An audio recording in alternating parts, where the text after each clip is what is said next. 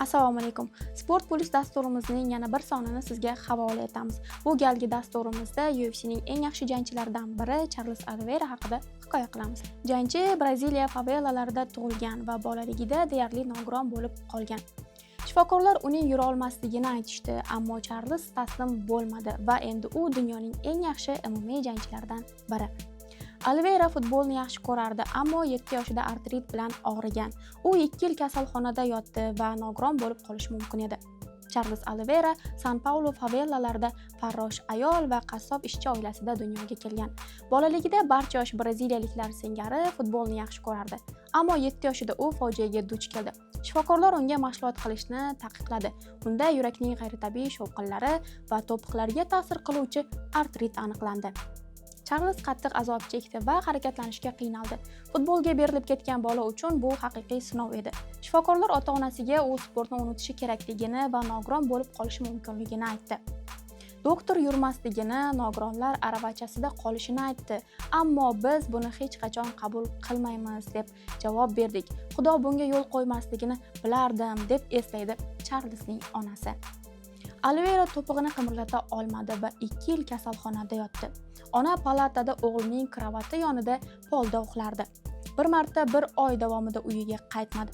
Kasalxonada tunab qoldi va ertalab soat 5larda ishga ketdi. Keyin Charles yolg'iz qoldi. U ushbu daqiqalarni dahshat bilan eslaydi. Men qimirlay olmaganligim sababli kasalxonada 2 yil yotdim. Ota-onam ishlashi kerak edi. Shuning uchun men ko'pincha yolg'iz qolardim va bunga ko'nikish qiyin edi. Davolanish uchun pul yetarli emasdi. Charlesning otasi qassobxonada ishlagan va mahalliy bozorda tuxum sotgan. Onasi esa oddiy maktab farroshi bo'lgan, ammo oilaga uning xo'jayini maktab direktori yordam bergan. Ayol yarim kun ishlagan. Aynan u bolani klinikaga o'tkazishda yordam bergan. Charles u yerda qo'shimcha tekshiruvdan o'tgan. 11 yoshida kasalxonadan chiqarildi. U to'liq davolanmadi. Har 2 hafta bir marta shifokorlar yallig'lanishni oldini olish uchun ukol qilishardi. Shifokorlarning taqiqlashiga qaramasdan 2 oydan keyin Charles yana mashg'ulotlarga qaytdi. Oliveira futboldan voz kechib jiu-jitsuga muhabbat qo'ydi. Uni sportga do'stining keyinchalik otib tashlangan otasi olib kelgan. To'pig'i og'rigan bola uchun futbol juda zarar yetkazardi va Charles jiu-jitsuni tanladi. Bunga do'stining otasi Paulo yordam bergan. U ko'pincha Akuka Oliveiralar bilan birga bo'lgan.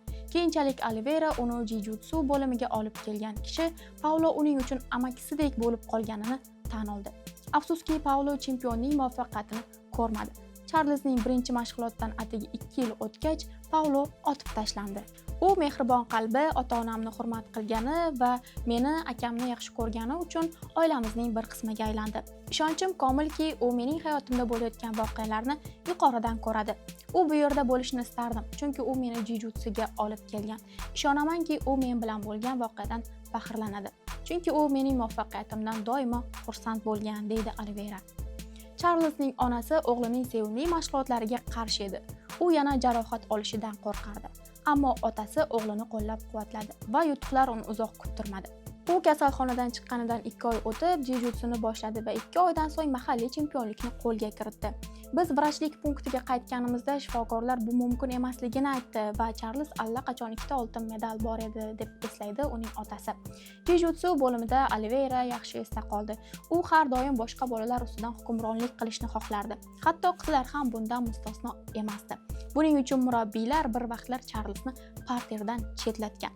Murabbiy uni qaytib kelmaydi deb o'ylagan, ammo ertasi kuni Oliveira mashg'ulotlarga qo'shilish istagi bilan kirib keldi. Charles muvaffaqiyatga erishar ekan, ukol olishni ham davom ettirdi. 18 yoshida u yetarli ekanligiga qaror qildi. Bunday davom ettirishdan ko'ra o'lishni afzal bilaman. Oliveira kambag'al bola bo'lib qolaverdi. U o'tmishini eslaydi va pandemiya paytida u o'zi yashaydigan mahalliy aholi punktiga yordam berdi. Charles MMA'dagi karyerasini yaxshi boshlagan va 2010-yilda u UFC'ga kelganiga qadar 12-0 ko'rsatkichini qayd etgan. Ammo tashkilotdagi start notekis bo'lib chiqdi. 2 ta g'alaba va 2 ta mag'lubiyat. Charles uzoq vaqt o'rta vaznda qoldi va yengil vaznda belgilangan og'irlikka tusha olmadi. Braziliyalik bolaligini qarorgohlarda o'tkazdi va Chandler o'rtasida qozongan g'alabasini ona yurtiga bag'ishladi. Michael, sen ajoyib chempionsan, ammo bugun mening kunim edi. Favelas, bizning kamarimiz, dedi Charles jangdan so'ng ko'z yoshlarini arang ushlab. Oliveira o'zining kelib chiqishidan faxrlanadi. U hali ham Braziliyada yashaydi va mahalliy aholi bilan aloqani unutmaydi. Men hali ham Braziliyada yashayman. Zotan boshqa joyda yaxshiroq uyda. Men har doim oilam uchun vaziyatni yaxshilashga harakat qilaman, ammo baribir jamoada yashayman. Menimcha biz o'zimizni yaxshi his qiladigan joyda bo'lishimiz kerak. Biz kimligimizdan qat'iy nazar, qancha pulimiz borligidan qat'iy nazar, o'zimizni qayerda yaxshi qilsak, o'sha yerda qolishimiz kerak.